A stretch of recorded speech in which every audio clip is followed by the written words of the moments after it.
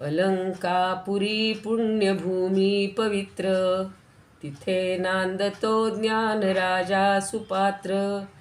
तया ठविता महापुण्यराशी, नमस्कार साष्टांग श्री ज्ञानेश्वरासी.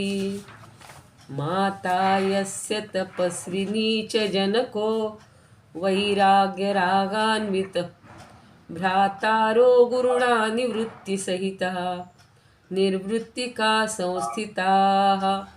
इत्थं साधु कृपान्वितं स्वयमहो, ज्ञानामृतेनावृतं वन्दे तं करुणाकरं प्रभुवरं, श्रीसंत ज्ञानेश्वरं. श्रीसंत ज्ञानेश्वरं. ज्ञानेश्वर महाराज की जय. पंढरीनाथ भगवान की जय. आपण मी कंबोडियाला जाण्यापूर्वी 261 पर्यंत ओव्या घेतलेल्या होत्या. अध्याय 16वा चालू होता आणि त्याच्यामध्ये आपल्याला आसुरी संपत्तीची सगळी वर्णनं किंवा त्याचे जे दुष्परिणाम आहेत ते आपण पाहिलेले होते. आणि अजूनही 62व्या ओवीपासून हा मार्ग कसा चुकीचा आहे, आपण मोक्षमार्गाकडे जाऊ शकणार नाही, असं सगळं ज्ञानदेव आपल्याला पटवून देत आहेत. तर तो भाग आपल्याला पाहायचा होता. पण तत्पूर्वी थोडंसं अंकुरवाटची मी तुम्हाला माहिती सांगते. आम्हालाही अचानकच 2-3 महिन्यापूर्वी समजल्यानंतर तिथे स्वामी गोविंददेव गिरिजींची पण प्रवचनं आहेत असं समजलं आणि म्हणून आम्ही तिथं जायचा निर्णय घेतला. इथून बँकॉकला गेलो. मुंबईहून पहिल्यांदा विमान बँकॉकपर्यंतचं होतं. 27 तारखेला रात्री 11 वाजता होतं.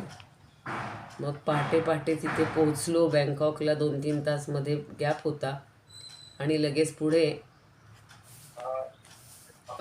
शेवटचं जे स्टॉप आहे तिथपर्यंत आम्ही गेलो. तिथं गेल्यानंतर सगळी राहण्याची वगैरे छान सोय होती. 12-1 वाजता पोहोचलो आम्ही तिथे. पोहोचल्यानंतर राहण्याची सोय, हॉटेल चांगलं होतं. मग दुपारी लगेच आम्हाला तिथे जी लेक आहेत त्याच्यात नौका विहार करत सगळ्याकडेचं सगळं जे काही तिथलं सौंदर्य आहे ते पाहायला मिळालं. आणि दुसऱ्या दिवशी सकाळपासून सगळी जी मंदिरं आहेत तिथे इतकं प्रचंड आहे, म्हणजे आपण कल्पनेच्या पलीकडं आहे की हा राम किंवा सगळं आपलं रामायण, महाभारत, पुराणं ही तिथं त्यांनी जागो ठेवलेलं आहे. जागं म्हणजे जागृत आहे सगळं. सगळीकडे अशा कोरलेल्या गोष्टी आहेत. अगदी गेट असतात ना प्रवेश करायची मोठाली प्रवेशद्वारं, त्याच्या बाहेरच समुद्र मंथनाचा सगळा देखावा कोरलेला आणि मोठाल्या मूर्ती, म्हणजे एका बाजूला हजारो देव, एका बाजूला हजारो राक्षस आणि तो मेरू पर्वत, त्याला दोरी बांधलेली वासुकीची, असं सगळी चित्र जागोजागी बघायला मिळतात. तर तिकडे शिवमंदिर आहेत, विष्णू मंदिर, हे जगातलं सगळ्यात मोठं मंदिर तिथे आहे. 6 किलोमीटरचा वेढा आहे आणि असे 3 टप्पे आहेत त्याच्यामध्ये. आत आत आत जात अर्थात मध्येच बुद्धांच्या पण मूर्ती आहेत आणि काही ठिकाणी विष्णूची साक्षात, म्हणजे एक ठिकाणी इतकी छान मूर्ती उंचच्या उंच अगदी सोनेरी रंगामध्ये अशी उभारलेली होती. बऱ्याच पायऱ्या चढून जायच्या, मध्ये चालत जायचं. वेगवेगळी दालनं होती. काही ठिकाणी शिवाच्या पिंडी किंवा शिवाची रूपं आहेत, शिवाची रूपं आहेत. ब्रह्मा विष्णू महेश ही सगळी आहेत. आणि रामायणातले इतके बारीक प्रसंग सगळे तिथं कोरलेले, महाभारतातले सगळे प्रसंग कोरलेले, ते बघण्यातच आमचा पूर्ण दिवस गेला. संबंध 1 दिवस. पहिल्या दिवशी इतर मंदिरं दाखवली त्यांनी. दुसऱ्या दिवशी हा विष्णू धामच त्याला म्हटलेलं आहे. तर त्या विष्णूचं सगळं महत्त्व आपल्या लक्षात येतं की आपण विष्णू सहस्रनाम म्हणतो, त्याच्यामध्ये जे विष्णूचं सगळं महत्त्व आपण ऐकलेलं आहे त्याच्यानुसार हा विष्णू किंवा राम सगळ्या रूपात आपल्याला तिथे भेटतो किंवा सगळं काही तोच करता आहे, पूर्ण त्याच्यावरच अवलंबून हे जग आहे. निर्मिती, त्याची स्थिती आणि लय करणारा असा ब्रह्मा विष्णू महेशांचा जो सगळा हे आहे समूह आहे. महत्त्वाचं हा दुसरा दिवस आमचा गेला, पण पहिल्या दिवसापासूनच स्वामीजींची भक्ती या विषयावर खूप सुंदर अशी प्रवचनं झालेली आहेत. म्हणजे त्यांनी तर सांगितलं की तुम्ही योग करा नका करू, यज्ञ करा करा नका करू, इतर कुठलीही काय म्हणूया आपण साधना करा, पण सगळ्यात महत्त्वाची आहे ती म्हणजे भक्ती. आणि आपल्याला सगळ्यात सोपा मार्ग बघा, नामस्मरण किंवा नाम घेणं हे इतकं सोपं आहे की आपण काम करता करता सुद्धा ते बोलू शकतो. आपण प्रवास करताना सुद्धा नाम घेऊ शकतो. आपण कुठल्याही ठिकाणी कुठेही असू तरी नामस्मरण हे अतिशय सोपं आहे. आणि तेच त्या ठिकाणी आपल्याला लक्षात येतं की हा विष्णू कंबोज हा सुद्धा आपलाच भाग होता. आपल्याच काही सगळ्या खुणा, संस्कृतीच्या खुणा या त्या ठिकाणी दिसतात आणि ते पाहिल्यानंतर आश्चर्य वाटतं. सगळं पाहिल्यानंतर तिसरे दिवशी पुन्हा अजून वेगवेगळी तिथली म्युझियम्स आहेत. त्या म्युझियममध्ये बुद्धाच्या 1000 प्रतिमा, 1000 रूपं, म्हणजे प्रत्येकाच्या बघा, आपल्यासुद्धा दिवसभरात आपला चेहराच जर आपण निरखून पाहिला तर वेगवेगळी रूपं आपल्याला दिसतात. कधी आपण शांत असतो, कधी आपण आनंदी असतो, कधी आपण चिंतेत असतो. तर काही कारणं घडतात आणि आपल्यालाच लक्षात येतं की आपल्या चेहऱ्यात कसे बदल झालेले. तसे त्या बुद्धाचे सगळी रूपं आणि सगळीच तिथली संस्कृती, इतकं कोरीव काम खूप सुंदर आहे बघा, इतकं की काही विचारू नका. त्यावेळचे पोशाख, त्यावेळची साधनं, त्यावेळचं संगीत, अशा सगळ्याचं म्युझियम खूप सुंदर बनवलेलं आहे. आणि बघायला वेळ कमी राहतो, कारण ठिकाणं लांब लांब असतात. जास्त ठिकाणी आम्हाला म्हणजे फक्त एकाच ठिकाणी जिथं ते कथा आणि हे चालू होती त्याच ठिकाणी आम्ही राहिलेलो होतो 3 दिवस 4 दिवस. शेवटच्या दिवशी पुन्हा पहाटे 5लाच निघायचं ठरलं. 2 तारखेला आम्ही तिथून पहाटे 5ला निघालो परत यायला. मग परत सीमेनं त्या ठिकाणाहून बँकॉकपर्यंत आलो सकाळच्या विमानाने.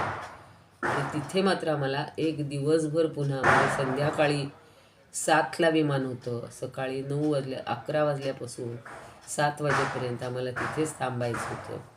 तर आपल्याला अशी एक जागी थांबायची सवय नसते, त्यामुळं थोडं त्रास होतो. पण त्या विमानतळावरच पुन्हा समुद्रमंथनाचे सीन इतकं सुंदर रेखाटलेलं होतं. सगळं नवीन टेक्निक असूनसुद्धा ही पूर्वीची संस्कृती या लोकांनी जतन केलेली आहे. आणि म्हणून आता त्याचा स्वामीजींच्या हस्ते असा एक दिवस यावा असं त्या सगळ्या 3 संस्था आहेत. आपल्याला माहिती असतील की चारुदत्त आपळे यांची कीर्तन विश्व म्हणून आहे, एक मराठी विश्व परिषद आहे आणि अजून एक संस्था आहे. तिघांनी मिळून हे सगळं आयोजन केलेलं होतं. आत्ता आम्ही 150 लोक गेलेले होतो. सगळ्यांची योजना करण्यासाठी ते लोक आधीच 5-6 दिवस गेलेले होते. तर त्यांच्या आता मनात असं आहे की आपण भारतीयांनी तिथे जास्ती जणांनी भेट दिली पाहिजे. हा आपला सांस्कृतिक ठेवा, ही परमेश्वराची कृपा सगळी तिथे अनुभवली पाहिजे आणि आपलंच जे आहे ते आपल्याला नव्यानं तिथं पाहायला मिळाल्यासारखं वाटतं. तर ही संधी प्रत्येकानं घ्यावी. आता सगळ्यांना काही आर्थिकदृष्ट्या जमेलच असं नाही आहे. काहींना तब्येतीमुळं जमत नसेल किंवा वयानुसार जमत नसेल, पण आपली जी तरुण पिढी आहे, आपले जे नातेवाईक असतील, आपले मित्रमंडळ असेल, बरेच मी फोटो त्या दिवशी पाठवले होते. अजूनही काही फोटो आता या ग्रुपवर पाठवून देईन, सगळ्यांनी ते पाहावेत आणि अशी प्रेरणा घ्यायची. तर त्यांचा या तिन्ही संस्थांचा असा एक विचार आहे की 1,00,000 लोकांनी, खूप प्रचंड परिसर आहे, सांगितलं ना 6 किलोमीटरचा परिसर आहे आणि बागा, तळी भरपूर तिकडे इतकी आहेत की काही विचारू नका. तर तिथे विष्णूची मूर्ती गर्भगृहामध्ये स्थापन केली जावी स्वामीजींच्या हस्ते आता जसं रामाचं आपल्याला पुन्हा मंदिर स्थापन होतं आहे, पूर्वीचा सगळा राम आपल्याला पुन्हा भेटणार आहे, सगळा आनंद घेता येणार आहे, तसा तिथे विष्णूचं हे मूर्ती आणि मंदिर हे आहे त्यातच आपल्या हस्ते तिथे त्याचं व्हावं आणि एक लोकांच्या देखत स्वामीजींची कथा, भागवत पुराण किंवा विष्णूबद्दलचं सगळं ही व्हावी असा त्यांचा संकल्प आहे. तर बघूया, त्यांच्यानुसार अनेकांपर्यंत आम्ही पोहोचण्याचं काम करणार आहोत. आपण सगळे त्यामध्ये सहभागी होऊया.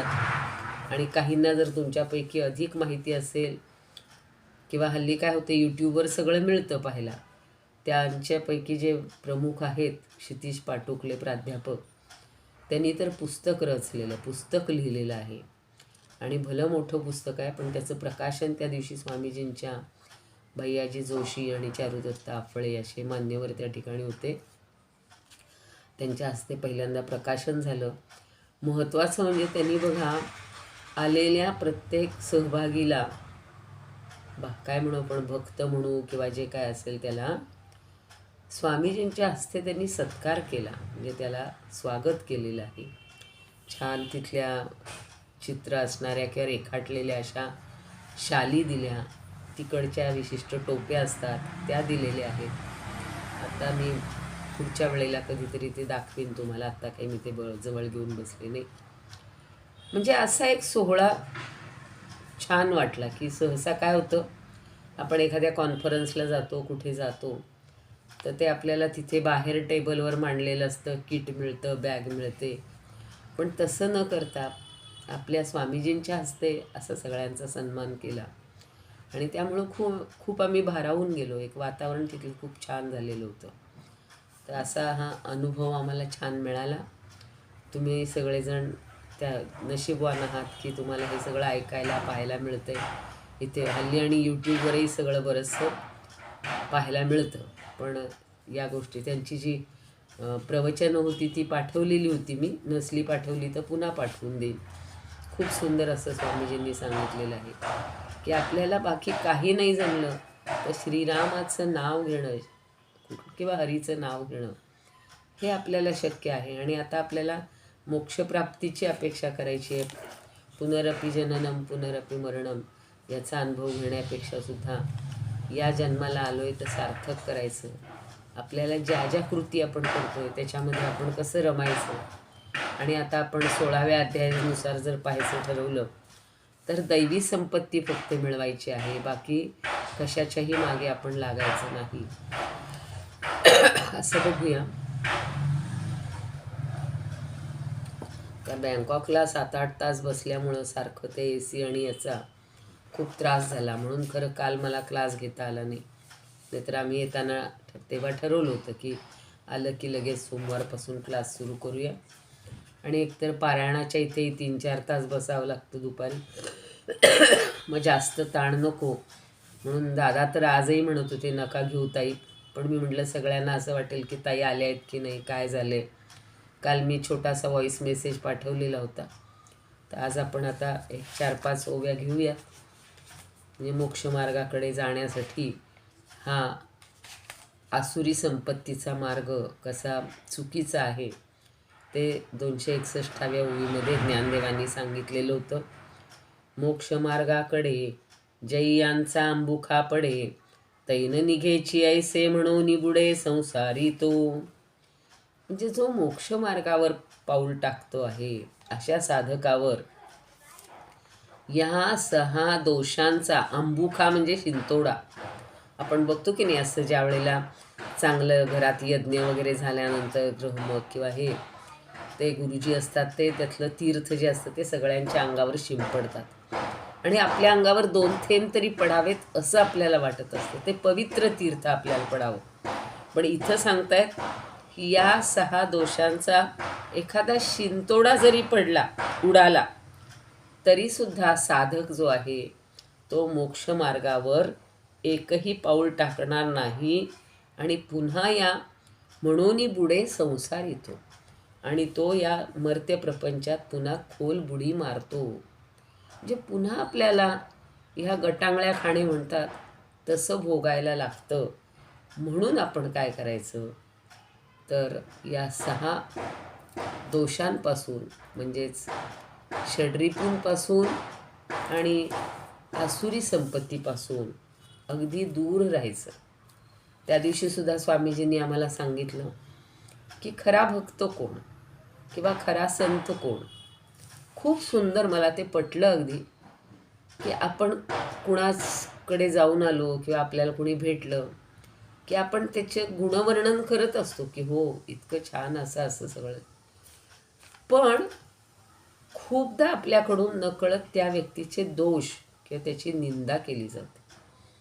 तर खरा भक्त जो आहे की जो कुणाचीही कधीही निंदा करत नाही. 12व्या अध्यायात म्हणलेलं आहे तुल्य निंदा स्तुतीर मौनी संतुष्टो येन केनची. पण त्यांनी तर सांगितलं की निंदा आपल्या तोंडून होता कामा नये. म्हणजे आपण सगळे जे दोष सांगत राहतो ना ते टाळायचे. आणि ते जर टाळलं तर आपण आत्ता सांगितलंय तसं मोक्ष मार्गावर जाणारे चांगले साधक बनू शकतो. मग आता पुढे काय सांगतात बघा 62व्या ओवीमध्ये. अधमा योनींच्या पाऊटी उतरत जो किरीटी स्थावरांही तळवटी बैसडे घे. आणि हा जो साधक आहे हा अगदी सहजपणे अधम योनीच्या पायऱ्या उतरत उतरत स्थावराही तळवटी स्थावरांच्या खालच्या योनीत. स्थावर म्हणजे जे स्थिर आहेत ते म्हणजे जडमूढ पाषाण वगैरे जे आहेत त्यांच्या खालच्या योनीत तो जाऊन पोचतो. स्थावराही तळवटी बैसणे घे. आपल्याला जसं आता आपण खरं त्या दगडाला निर्जीव मानतो कारण तो स्थावर असतो. पर्वत आहेत, कधीही न हलणारे मोठाले पाषाण आहेत.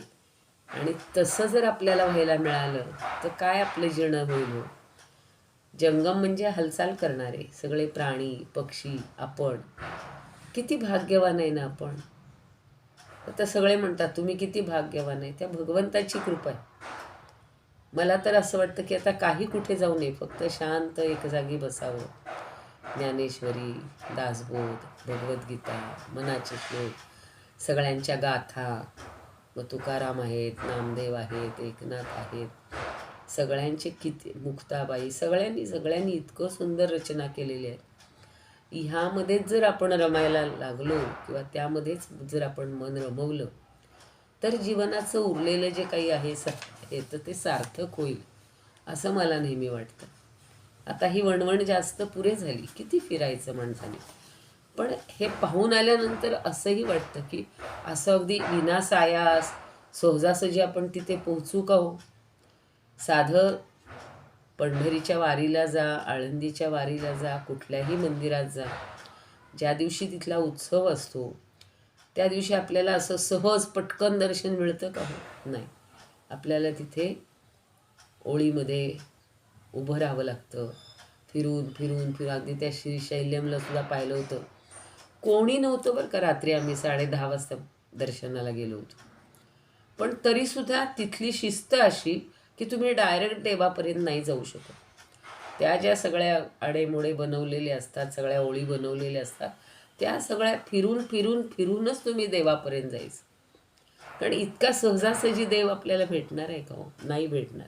आणि त्यामुळं जर आपण मोक्षमार्गावर जायची आपली इच्छा असेल तर ह्या सगळ्या दोषांच्या पलीकडं जायला पाहिजे. नाहीतर मग आपल्याला जडमूढ पाषाणांच्या सुद्धा खालच्या योनीत जायला लागेल. म्हणून त्यांनी छान सांगितलंय अधमा योनीच्या पाऊटी उतरत जो किरीटी स्थावरांही तळवटी बैसणे घे.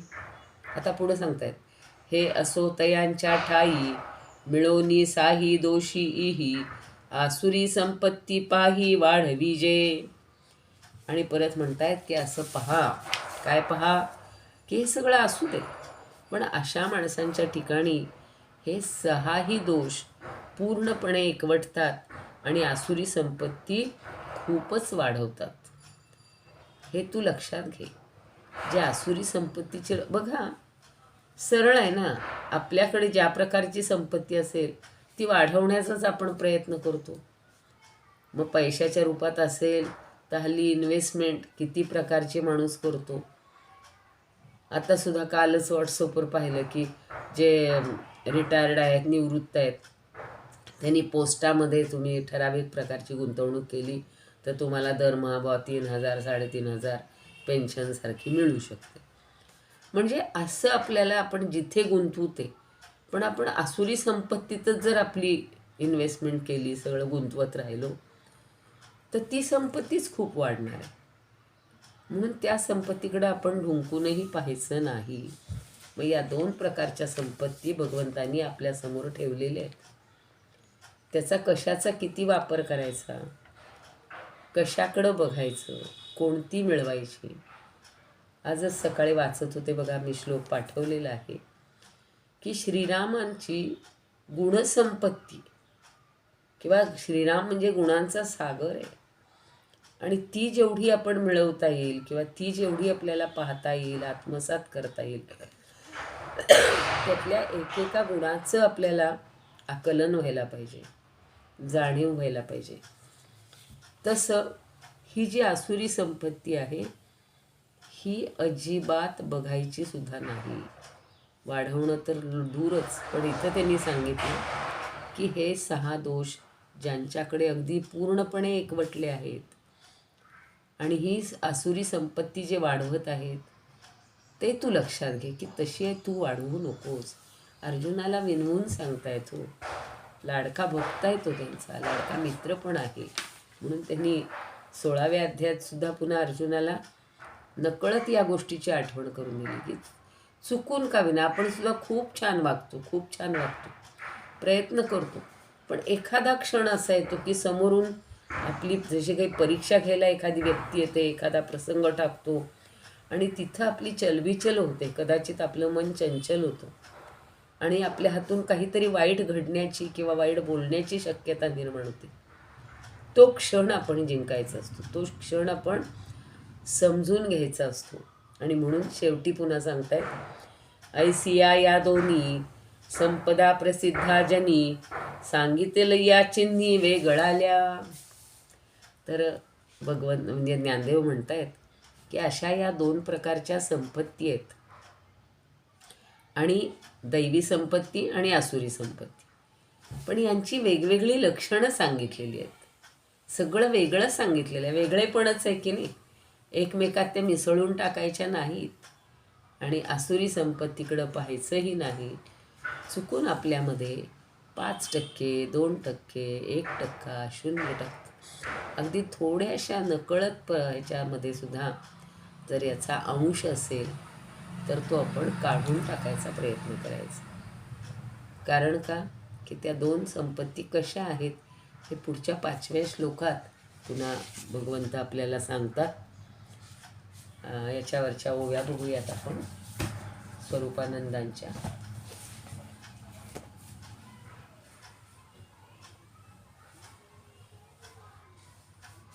ताई जरा एक मिनिट, मेघनाताईंना काही विचारायचं आहे. बर त्यांनी हँड रेज बर केलेलं बर विचारू द्या, विचारू. मेघनाताई तुम्हाला अनम्यूट केलेलं आहे. मेघनाताई बोला. मेघनाताई तुम्हाला अनम्यूट केलेलं आहे. येतो का आवाज? हो येतोय येतोय, हो, बोला. येतोय. हा बोला, नमस्कार. रुपाली ताई, तुम्ही जे बँकॉकचं सांगितलं ना, हो तर आमचे गुरुजी तिथे आले होते. हो का? आमचे गुरुजी सुहोता आपटे, बर. सुहोता आपटे गोव्याचे. हा हा हा हा बर बर. हा, तर आम्ही त्यांच्याकडे पौराहित्य शिकले ऑनलाईन. हो का? हा हा. अमेरिकेत. अरे वा, तिथे शिकले मी. छान. हो, तर ते आमचे गुरु आहेत. अच्छा, आमचे.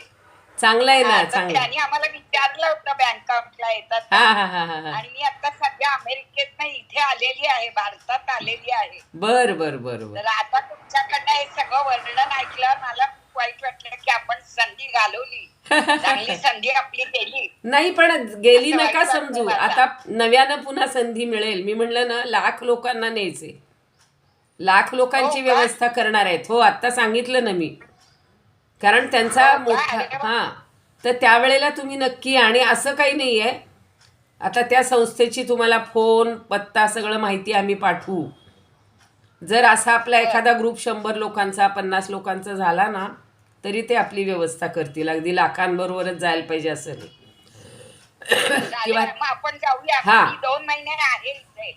बरं का चालेल ताई? चालेल हां, मी 2 महिने आहे. बर मग बर, मला परत अमेरिकेला जायचं. काही हरकत नाही, काही तर हरकत तुमची काही ट्रिप असेल तुमची शिवतर हो गडला हो, किंवा आणि कुठे तरी तुम्ही येणार आहे ना? मला हां. कळवा. चालेल चालेल, हो, मी नक्की आता नक्की. आहे 2-3 महिने आहे. छान 4 छान, महिने झाले मला. चालेल चालेल या चालेल, संधीचा फायदा घेईल मग मी नक्की तुमच्याबरोबर नक्की येईल मी. नक्की घ्या, नक्की घ्या. हा? हो चालेल, आपल्याला जायचंच आहे आता. सांगितली ना, हो. फार सुंदर सांगितली. हां आणि तेच. ते सत्कार वगैरे केला. म्हणून म्हटलं आमचे गुरुजी पण आले होते. हा आले असतील, बरोबर आहे, बरेच गोव्याहून. आले होते गोव्याहून वगैरे हा. लोक आले होते. हो हा, ते म्हणजे अगदी असे प्रॉपर गुरुजी, त्यांचा ड्रेस वगैरे होते होते होते, डोक्यावर 3-4 जण नेसलेले. तसे गुरुजी होते, 3-4 जण हा, होते. हो भस्म वगैरे लावलेले. हा बरोबर आहे, होते होते होते होते.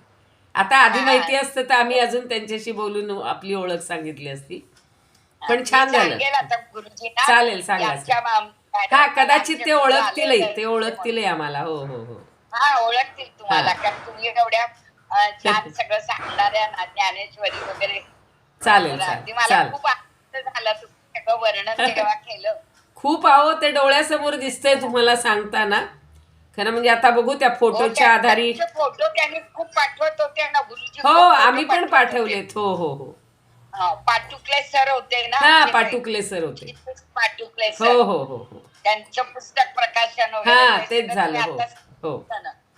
चालेल, तर छान आमचा वाटत. छान आता पौरोहित्याचा केला मी त्यांच्याकडे. किती चांगलं आहे, वा वा वा, पुन्हा अभिनंदन तुमचं. वर्षभराचा कोर्स केला. चालेल, अभिनंदन अभिनंदन, छान छान. चालेल, चालेल. चालेल, बघूया आता हे. जाऊया आपण ट्रिपला. नक्की नक्की. ट्रिप आता 2 हो, महिन्यात. काढू काढू काढू. हो चालेल चालेल चालेल. धन्यवाद. हो धन्यवाद. धन्यवाद मला संधी दिली बोलण्याची. नाही नाही, उलट बोलायलाच पाहिजे, सगळ्यांनी बोलायला पाहिजे. हो ना. बरं. छान वाटलं बोलून हा. तुमच्याशी. चालेल हो चालेल, ठीक आहे. हा धन्यवाद. चालेल. आता बघा, ऐका, ही स्वरूपानंदांच्या ओव्या सांगते. आता म्यूट झालं तरी चालेल. तैसेची हे दोष वरी द्विगुणित, म्हणून अत्यंत दुःखकारी.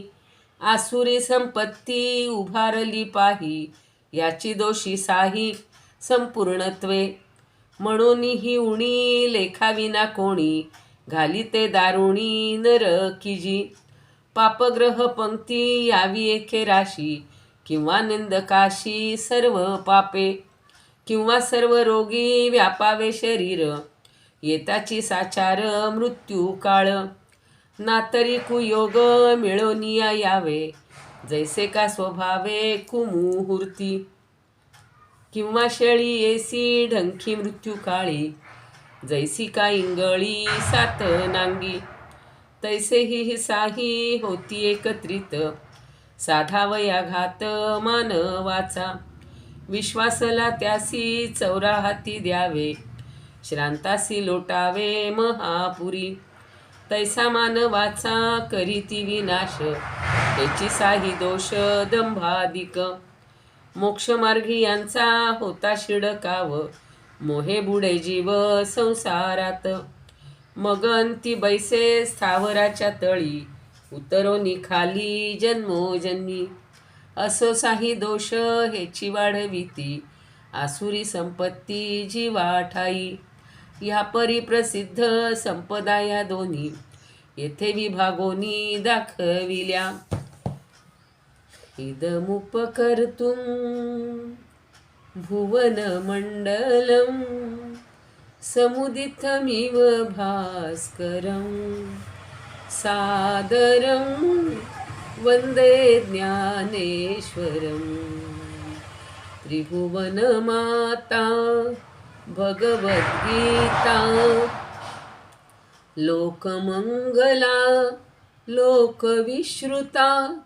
लोकहितं संततं ध्यायता, येन ज्ञानेश्वरी विरचिता.